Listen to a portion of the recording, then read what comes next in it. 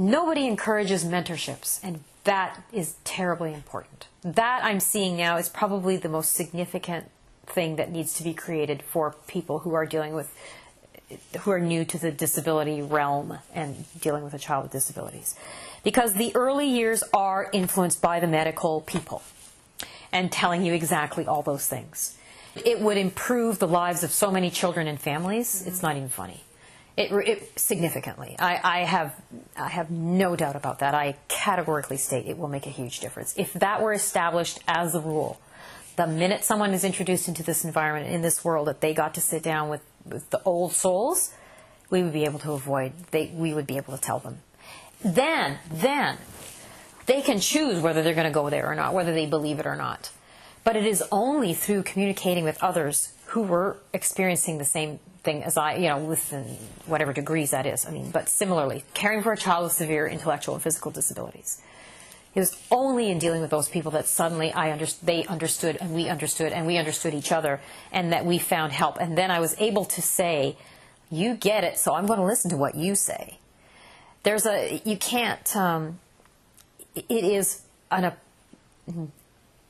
fair accusation to say you don't get it if you've never raised a child with severe physical and intellectual disabilities. They don't get it. It's a whole ball game. So you need to introduce people who do get it to provide that authority, and I mean authority in the sense of authoritative, right? Not authoritarian, or bossing or anything like that. Just to say, yeah, I've been through that, and I remember that, and I know what that's like. And even just to alleviate the guilt, to be able to say, there are days you're going to hate this, and you're going to hate your kid, and that's okay. It's how you behave after that. You're going to get up mornings, you're going to want to just like that. I want it to stop. Yeah, and it would make such a difference for them to be able to say, oh my gosh, and to help them dance around some of the pitfalls, like becoming hypervigilant, like narrowing your life as opposed to broadening your life, where you start cutting people out when what you really need is to expand. This mentorship does not exist, as we know, right? This is not a program that one can go sign up for. Why do you suppose, what would be the arguments against it? Why do you think this has not been set up? Why do you think, all these early interventionists and pediatricians and social workers, why do you suppose this has not been in place? Yeah, why doesn't it happen? I think because the people in the field don't care for kids with severe disabilities, and they think it's an individual problem, right? It's an individual medical problem. So if you have a cold, you don't need to go share that with a whole bunch of people, right? You just have a cold by yourself and you get over it. I think when you have a disabled child, it's your personal family tragedy, and you got to deal with it. And it doesn't occur to them that we would have something to say about it. The other thing is, there's disability. We use the word like you can define it, right? But your son was completely different from my daughter. And so I easily be lumped together. Right? Yes, they can be, yes. But not from the therapist's perspective, I think, because I think from the professionals and paraprofessionals you talk about, they're looking at this child has dystonia, this child has a seizure disorder, this child has CP, this child is spastic quadriplegic but is not CP, stroke. Okay, so they've got that and that and that. So those are all individual people. They don't have anything in common. So their families can't possibly relate, because they're not. That's not it. It's not about the medical thing. It's about how do you get on from one day to the next with what your child has, and that's fundamentally the same. We're all tired. They don't sleep at night. Can't get enough caregivers. How do you go to work? What do you do with all these appointments? What happens when your husband is mad at you and walks out and you're left alone, or vice versa? Or when you want to do that and you can't. All those things, those are the nitty-gritties. Guilt, fear. And yes, being a good parent to a child like that, because it's a different... Nobody tells you what being a good parent is there. With a typical child, you have the what to expect when you're expecting and what to expect in the first years, right? They tell you what to do and how you are supposed to behave, and And that's pretty easy since pretty much everybody's doing the same thing. So being a good parent, you have kind of an idea of what that's supposed to be. It's okay. With a child with severe disabilities, it seems like being a good parent is basically subsuming yourself into nothingness for the child. And your whole family has to focus around the child, and everything has to be about that child, because a good parent will give everything up. I drank that whole Kool-Aid. I did, totally and completely. And it just about killed me, literally, and it killed my daughter. And that's, I'm guessing, where Cue the Mentor Yeah. would have been pretty a significant influence in our lives. Yeah, because therapists would say, you need to have a life. They'd say that to me. You need to get a life of your own. Right. Right? Oh shit, one more thing I got to do. When? Yeah. What time shall I incorporate my life? Start with a bath. Yeah. Nice bath. Have a nice bath. When? You know, at 4 o'clock in the morning when the child is maybe asleep or not, or what? Like, it's it's the whole sleep when the baby's sleeping thing, right? Remember when you were told that when they were first born? Yeah. Sleep when the baby's sleeping. And like, yeah, but the house is a disaster. There's no food in the fridge. Da, da, da, da, da. So yeah, it's the same kind of thing.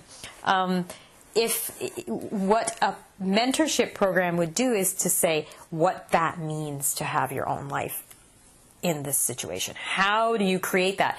And I think what we would be able to do as mentors is not tell them what that was, but to help them think about it, and to help them find ways to create that within their lives. Not that it has to be this or that or the other thing, but that, okay, here's your life situation.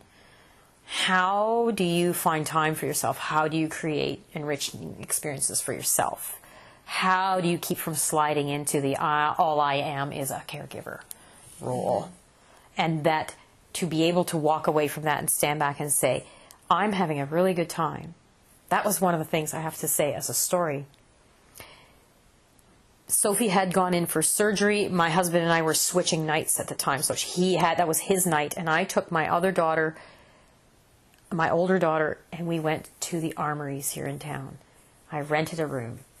I took Christmas money that I got from my in-laws, and rented a top-notch room in a beautiful hotel, and we ate in a nice restaurant, and I took a little vacation.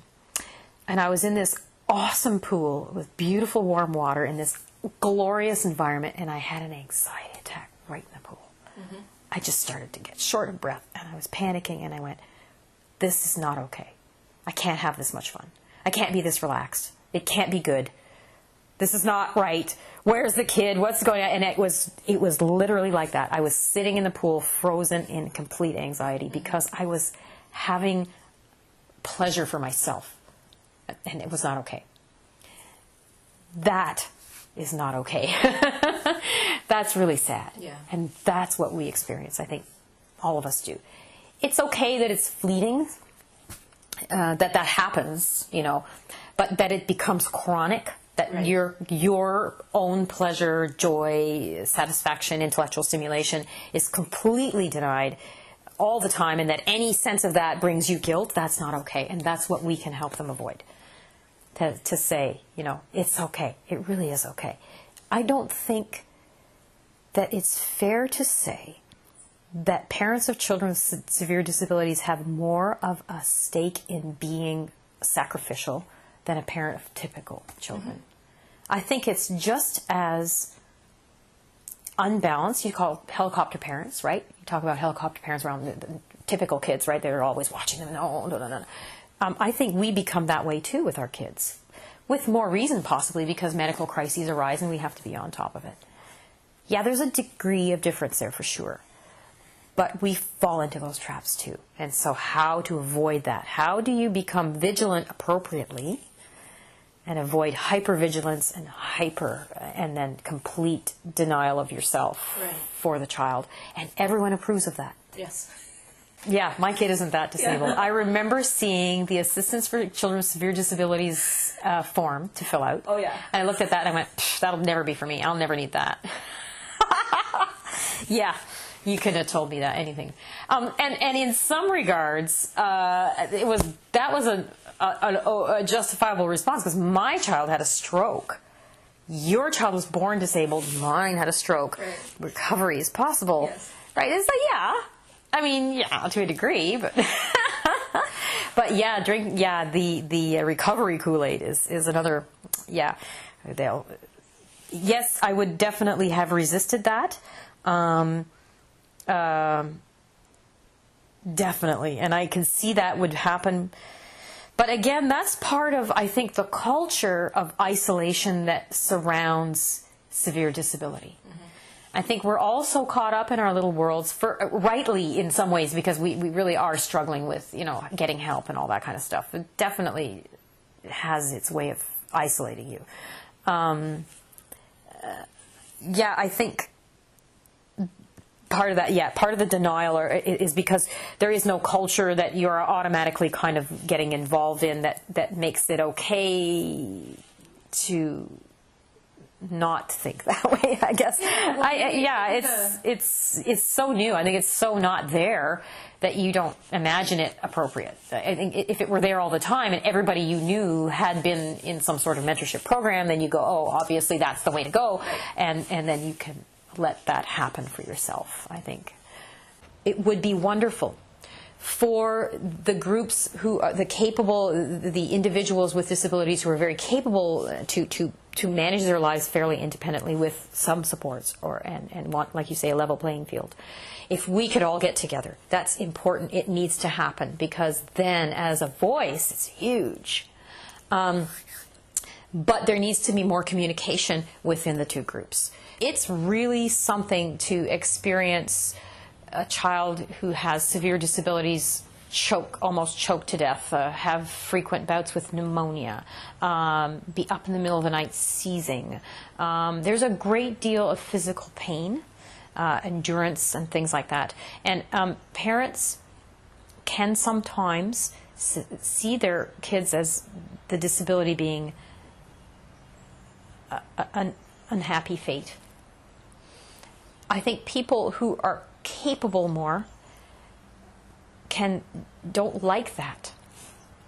I think it offends them. And that did come up, that has very specifically come up, that my life is wonderful and I like it just the way it is, thank you very much. And me not experiencing that life, but seeing my child experience a life of severe disability, I'm not all that keen on waving the flag of, woohoo, this is great. Well, it's not even just witnessing, you are required to address it. Yeah. Right. Yeah. And I think that is probably a significant problem with us coming together. It's hard to watch your child suffer, and they hate that word suffering because it puts them in a vulnerable position. I understand that. I, again, will stand by the statement I made very early on, is that unless you care for an individual with severe intellectual and physical disabilities, you don't know what it's like and what we need and what those children or adults need. If we come to a greater understanding there, then when we speak, we will speak with a voice. We're not on the same page, and I think we could be. But there needs to be an active attempt at communication, and that, with technology being the way it is completely possible now. I don't think it was even 20 years ago. I think it is now. We can talk to each other. We don't have to leave the house if we can't. And I think we can start doing that. I think we should. I want to do that. I want to be part of a movement.